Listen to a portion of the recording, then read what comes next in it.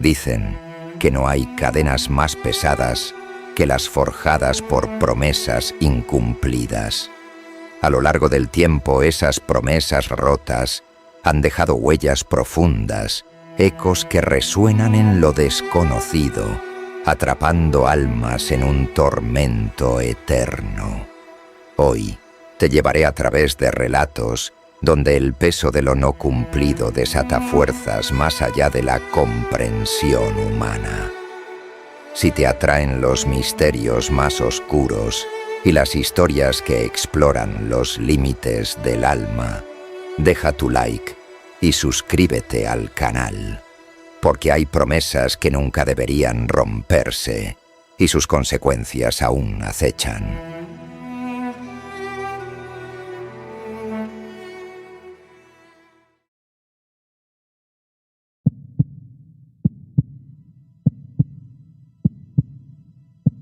En una pequeña ciudad al norte, rodeada de colinas y bosques que parecían no tener fin, existía una casa solitaria al borde de un acantilado.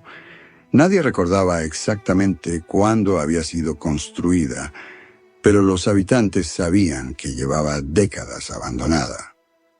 Los pocos curiosos que se habían atrevido a entrar regresaban con historias de susurros extraños y la sensación de ser observados.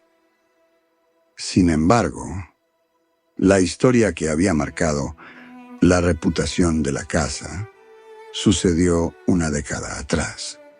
Un hombre llamado Alejandro, conocido por su carácter introvertido y su obsesión con la historia local, había decidido mudarse a la casa para restaurarla y escribir un libro sobre su pasado. Confiaba en que encontraría en sus paredes y en los terrenos cercanos las claves de un misterio que había fascinado a generaciones: la desaparición de una familia completa en el invierno de 1927. Los registros hablaban de los Muñoz, una familia compuesta por un matrimonio joven y su hija de 8 años. Según los relatos, una noche de tormenta, los vecinos notaron que las luces de la casa permanecían encendidas hasta el amanecer. Al día siguiente no se veía ningún movimiento. Cuando finalmente alguien se atrevió a entrar, encontraron la casa vacía. Todo estaba en su lugar: la mesa puesta para la cena, una vela medio derretida sobre el piano y un tazón de sopa fría junto a una silla volcada. Pero de los Muñoz no había ni rastro. Alejandro estaba decidido a desentrañar el enigma. Pasó sus primeros días limpiando y explorando la casa.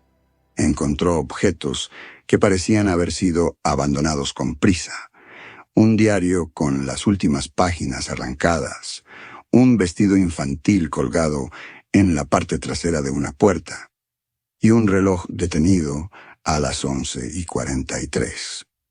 La atmósfera era opresiva, pero también lo llenaba de una energía creativa que nunca había experimentado.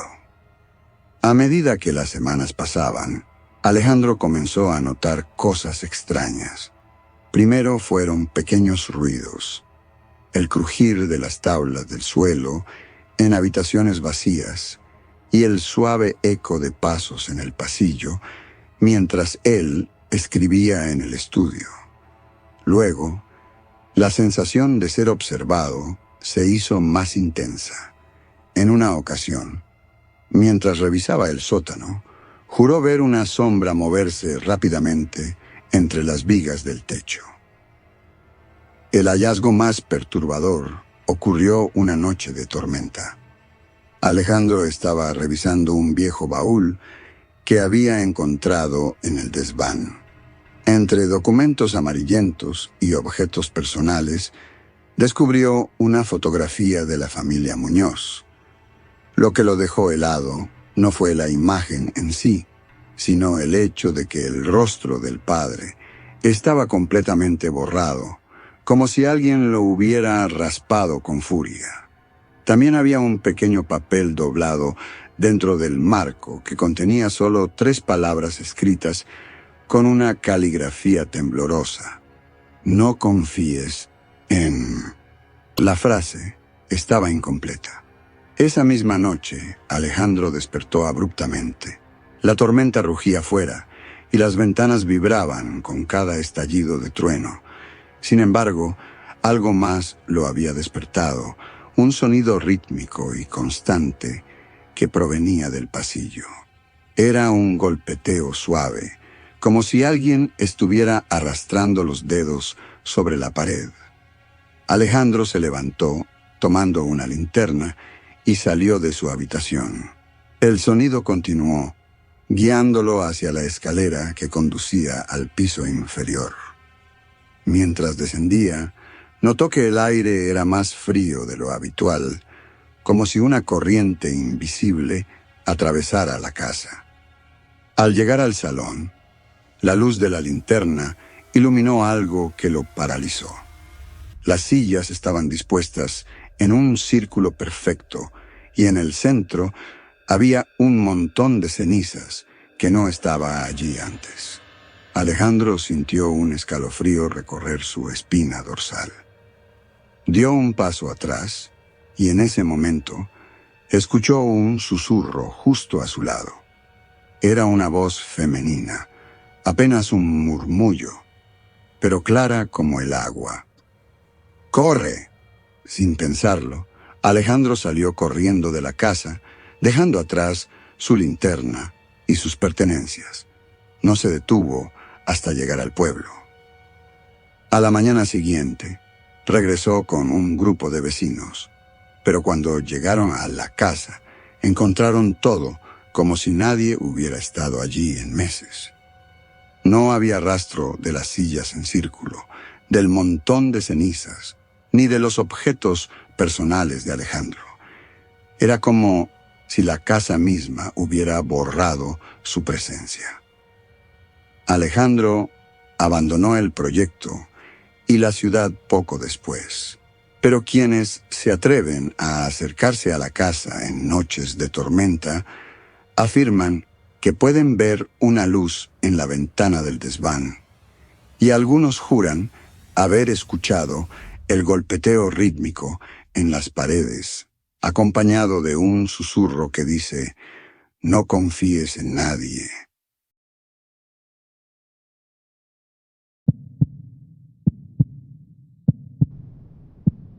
En lo profundo de un valle apartado, rodeado por un denso bosque que parecía susurrar secretos a quienes se atrevían a adentrarse, se encontraba la hacienda de los Ramírez. Era una finca de aspecto imponente, con muros de piedra oscura que parecían haber sido testigos de incontables historias de intriga y tragedia. Los habitantes de las aldeas cercanas hablaban en voz baja sobre la familia que allí vivía, especialmente sobre las tías de la última heredera de la estirpe, Sofía. Las tías, Dolores y Beatriz, eran figuras que inspiraban temor. Desde siempre había corrido el rumor de que practicaban artes oscuras. Eran mujeres solitarias, cuyos rostros parecían haberse congelado en una expresión de severidad perpetua. Nunca se las veía en misa, y las pocas veces que visitaban el pueblo, los perros ladraban y las madres apretaban a sus hijos contra sus faldas. Nadie se atrevía a confrontarlas, pues quienes lo habían hecho habían sufrido desgracias inexplicables, cosechas arruinadas, incendios misteriosos o enfermedades repentinas. Se decía que Dolores y Beatriz habían asesinado a su propio hermano, el padre de Sofía, para quedarse con la herencia de la familia. Aunque las autoridades no encontraron pruebas, Los aldeanos estaban convencidos de que la tragedia no había sido un accidente. También corrió el rumor de que la madre de Sofía había muerto durante un ritual fallido y que las tías la habían utilizado como ofrenda para obtener poder y longevidad. Sofía creció en ese ambiente cargado de tensión y misterio.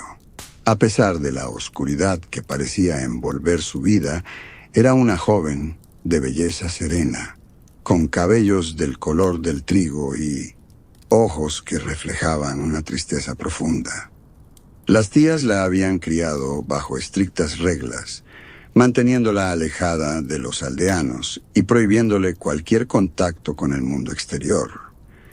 Pero a pesar de su aislamiento, Sofía encontraba consuelo en los pequeños momentos que lograba robarle al control de sus guardianas. Tardes junto al lago escondido en el bosque, o noches en las que se escapaba para contemplar las estrellas. Fue en una de esas noches cuando conoció a Tomás, un joven viajero que se había perdido en el bosque. Tomás era de mirada amable y risa fácil, y representaba todo lo que Sofía no conocía: libertad, esperanza y un mundo más allá de los muros de la hacienda.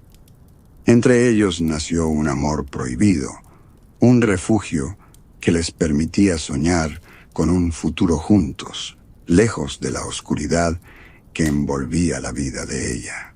Sin embargo, las tías no tardaron en descubrir el secreto. Dolores, con su rostro impenetrable, y Beatriz, cuya sonrisa torcida revelaba un placer perverso, confrontaron a Sofía. Las dos mujeres no veían con buenos ojos la relación, pero su preocupación no era por el deshonor que pudiera traer al apellido, sino por algo más siniestro. Sofía era la clave para un ritual que habían estado preparando durante años, un sacrificio que les otorgaría la inmortalidad. Su sobrina debía permanecer pura y bajo su control hasta el día del solsticio de invierno, cuando la luna llena iluminara el altar oculto en el bosque. Tomás, ajeno a los peligros que se cernían sobre ellos, planeaba huir con Sofía. Habían decidido encontrarse en el claro del bosque la noche antes del solsticio. Pero las tías, siempre vigilantes, interceptaron a Sofía antes de que pudiera escapar. Aquella noche, las paredes de la hacienda resonaron con los gritos de la joven, mientras Dolores y Beatriz preparaban el altar con velas negras y runas grabadas en piedra. La ceremonia comenzó en el ápice de la noche, con el bosque en un silencio espectral. Las tías llevaron a Sofía, ataviada con un vestido blanco que contrastaba con la oscuridad de la escena, hasta el altar. La luna llena se alzaba sobre sus cabezas, proyectando sombras que parecían danzar con vida propia. Las palabras, en un idioma olvidado, llenaron el aire, y el cuchillo ceremonial, tallado en obsidiana, brilló bajo la luz lunar. Pero algo interrumpió el ritual. Un viento helado barrió el claro, apagando las velas y llenando el lugar con un aullido que parecía provenir de las profundidades de la tierra. Las tías, desconcertadas, intentaron continuar, pero el cuchillo cayó de las manos de Dolores, y un grito desgarrador surgió de la garganta de Beatriz. Sofía, a pesar del miedo que la consumía, se dio cuenta de que algo más poderoso que las tías estaba presente. Cuando el viento cesó, las tías yacían en el suelo, sus cuerpos torcidos en ángulos imposibles. El rostro de Dolores estaba congelado en una mueca de terror, mientras que los ojos de Beatriz miraban fijamente al cielo, como si hubieran visto algo que su mente no podía comprender. Sofía, debilitada pero viva, logró soltarse de las cuerdas que la ataban y huyó del lugar. Tomás la encontró horas después, tambaleándose cerca del límite del bosque. Aunque intentó consolarla, supo que algo dentro de ella había cambiado para siempre. Decidieron escapar juntos, lejos de la hacienda y del oscuro legado de los Ramírez. Sin embargo, los aldeanos afirman que desde aquella noche, el bosque no volvió a ser el mismo. En las noches de luna llena, se pueden escuchar risas femeninas provenientes del claro, junto con un susurro que repite el nombre de Sofía. A pesar de su huida, la joven nunca encontró paz. Años después, se supo que Sofía había fallecido bajo circunstancias misteriosas, y Tomás desapareció sin dejar rastro. La hacienda quedó abandonada, y quienes se aventuran a explorarla hablan de figuras sombrías que se mueven entre las sombras y de una presencia que observa desde las ventanas. La historia de Sofía, de sus tías y del amor que intentó desafiar el destino sigue viva en las leyendas de la región, una advertencia de que algunas promesas no pueden romperse y que hay secretos que nunca deberían ser desenterrados. En una pequeña aldea costera, conocida por sus acantilados abruptos y el constante rugir de las olas, existía una leyenda que los pescadores y los ancianos relataban con un susurro reverente. Era la historia de Isabel, la novia fantasma, las noches en que la luna llena se alzaba alta y clara sobre el horizonte. Algunos juraban haber visto su figura etérea de pie en la cima del acantilado, con su vestido blanco ondeando al viento como una bandera de luto eterno. Años atrás, Isabel había sido la joya de su aldea, una joven de belleza excepcional, cuya risa resonaba como el tintineo de campanas. Su cabello oscuro contrastaba con su piel clara, y sus ojos verdes reflejaban el mar que ella amaba tanto. Era hija única de don Eusebio, un hombre que gobernaba su hogar con un puño de hierro, conocido por ser tan severo como acaudalado. Don Eusebio había amasado una fortuna mediante tratos turbios y negocios oscuros, lo que le ganó enemigos y el temor silencioso de sus vecinos. Cuando Isabel cumplió 19 años, se enamoró perdidamente de un joven pescador llamado Esteban. Era un amor que desafiaba todas las reglas de la jerarquía social de la aldea. Mientras don Eusebio aspiraba a casar a su hija con el hijo de un terrateniente para consolidar su poder, Isabel y Esteban intercambiaban promesas de amor eterno en las noches estrelladas, lejos de las miradas indiscretas. Una noche, en el calor de su pasión, Esteban prometió a Isabel que regresaría después de su próximo viaje al mar, trayendo consigo riquezas suficientes para convencer a don Eusebio de que le diera su mano. «Espérame», le dijo antes de partir al amanecer, con la luz dorada del sol reflejándose en sus ojos llenos de esperanza. Pero Esteban nunca regresó. Las semanas se convirtieron en meses y los meses en años. Isabel, aferrada a su promesa, esperaba cada día junto al acantilado, con la vista fija en el horizonte. Al principio, sus padres intentaron razonar con ella, pero su voluntad era inquebrantable. Con el tiempo, su madre enfermó y falleció, dejando a Isabel sola con su padre, cuya furia y frustración creían que había maldecido a su familia. Los sirvientes murmuraban que don Eusebio había acudido a una bruja para maldecir a Esteban, asegurándose de que nunca regresara. El tiempo no fue misericordioso con Isabel. Su figura, antaño llena de vida, se fue desvaneciendo hasta convertirse en una sombra de lo que había sido. La aldea observaba con horror y pena cómo la joven iba perdiendo el color de su piel y de su alma. Se dice que un día, frío de invierno, cuando las olas golpeaban los acantilados con una furia desmedida, Isabel fue vista por última vez caminando hacia el borde del precipicio. Al amanecer, solo quedó su velo atrapado en una rama de zarzamora, meciéndose suavemente con el viento. Su cuerpo nunca fue encontrado, pero a partir de aquella noche comenzaron los relatos. Los primeros en verla fueron los pescadores que regresaban tarde al puerto.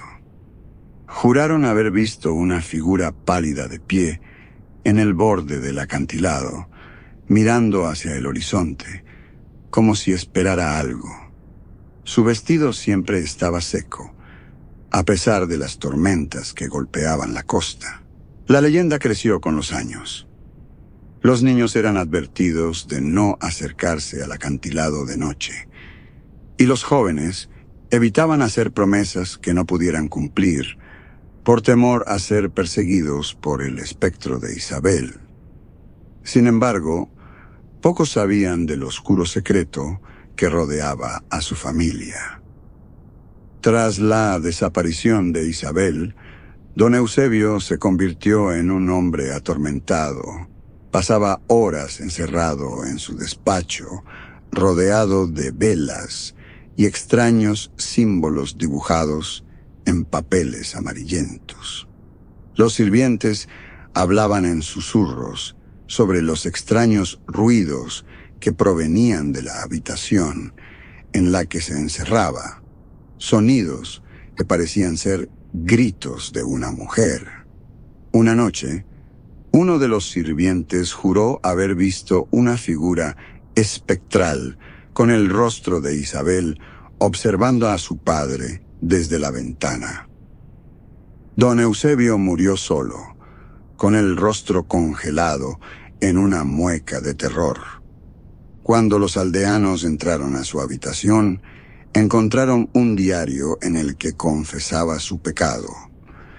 Había entregado el alma de su hija a cambio de asegurarse de que Esteban nunca regresara.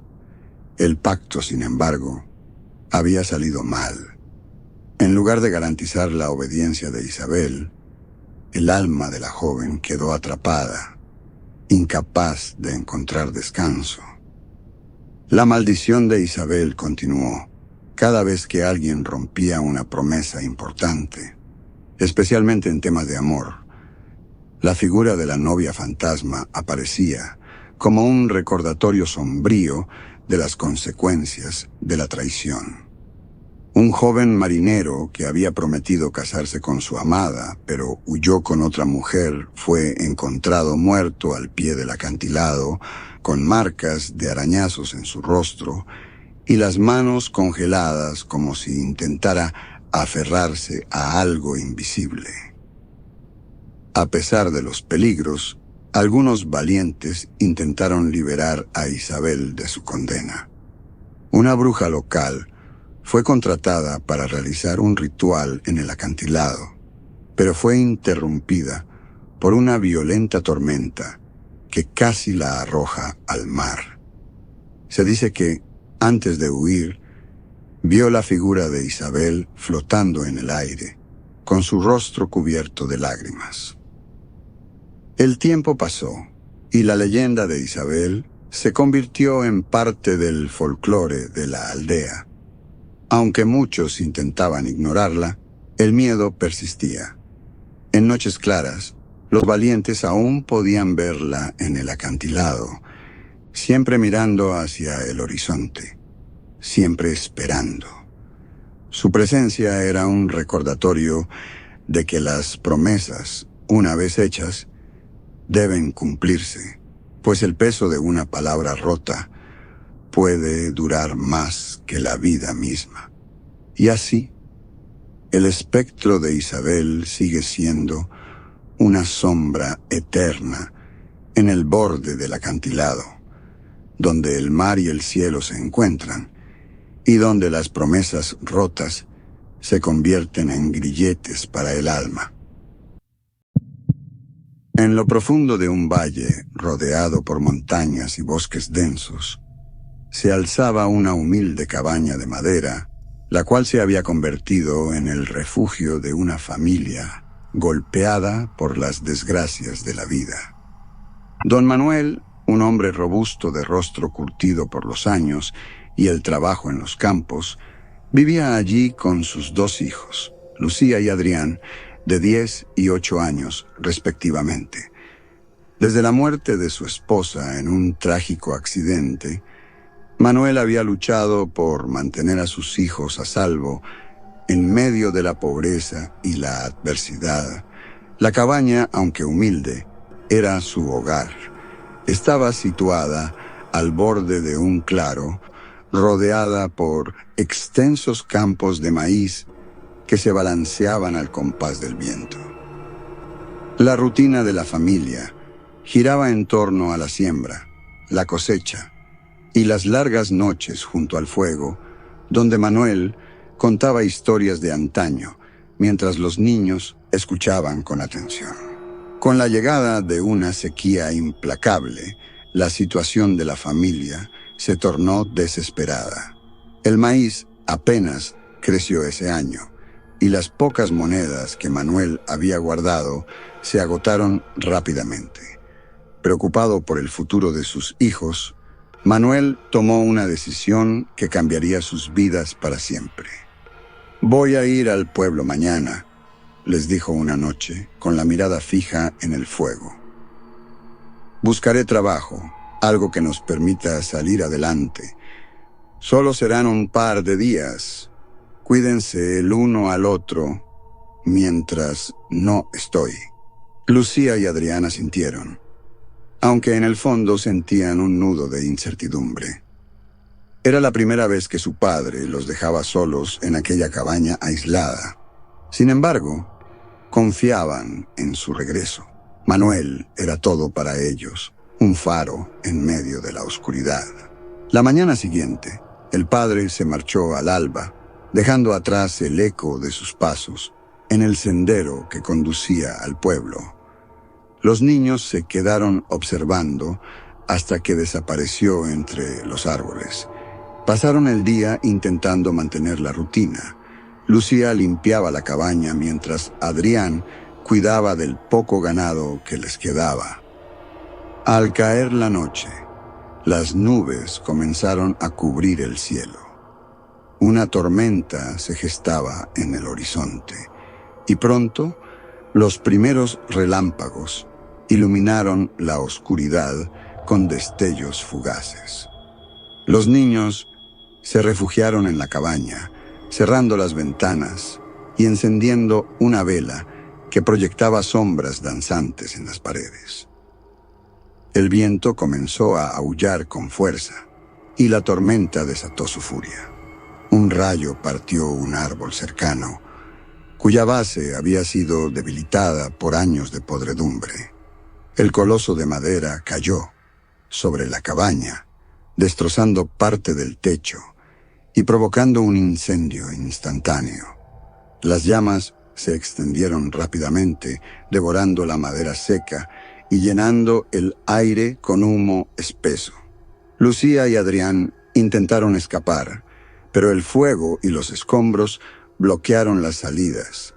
Los gritos de los niños se perdieron en el rugido de la tormenta, y la cabaña, junto con ellos, se convirtió en un infierno ardiente.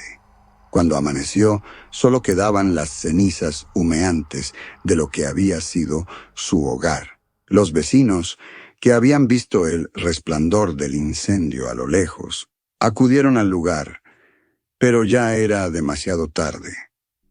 Entre los restos carbonizados, encontraron los cuerpos de los niños, cuyos rostros parecían congelados en expresiones de terror y desesperación.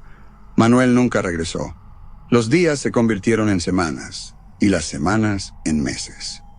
La gente del valle comenzó a notar cosas extrañas en los campos cercanos a la cabaña destruida. Durante las noches, algunos aseguraban haber visto figuras pequeñas corriendo entre los sembradíos, sus risas infantiles resonando en el aire antes de desvanecerse. Un agricultor juró haber visto a una niña de cabello largo y oscuro de pie junto a los restos de la cabaña.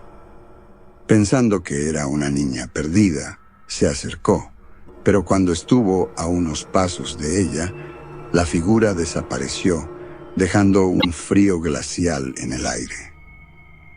Pronto, la leyenda de los niños fantasmas se extendió por toda la región. Los campesinos evitaban trabajar en los campos al anochecer, temerosos de encontrarse con las almas errantes de Lucía y Adrián. Las historias se multiplicaron. Algunos escuchaban llantos ahogados provenientes de los sembradíos, otros veían sombras moverse entre los maizales, a pesar de que no había viento. Una noche, un anciano que pasaba cerca del lugar afirmó haber visto a un hombre de rostro abatido caminando hacia los restos de la cabaña. Su andar era lento y pesado, como si cargara con un dolor infinito. Al llegar al claro, se arrodilló entre las cenizas y comenzó a llorar desconsoladamente. El anciano, sintiéndose invadido por una curiosidad macabra, se acercó para observar mejor, pero al llegar no había nadie. Solo quedaban las huellas de rodillas impresas en la tierra. Algunos creyeron que se trataba de Manuel, quien había regresado al fin, solo para descubrir la tragedia que había caído sobre su familia. Otros pensaron que era su espíritu, condenado a vagar eternamente por haber dejado solos a sus hijos en aquel lugar maldito.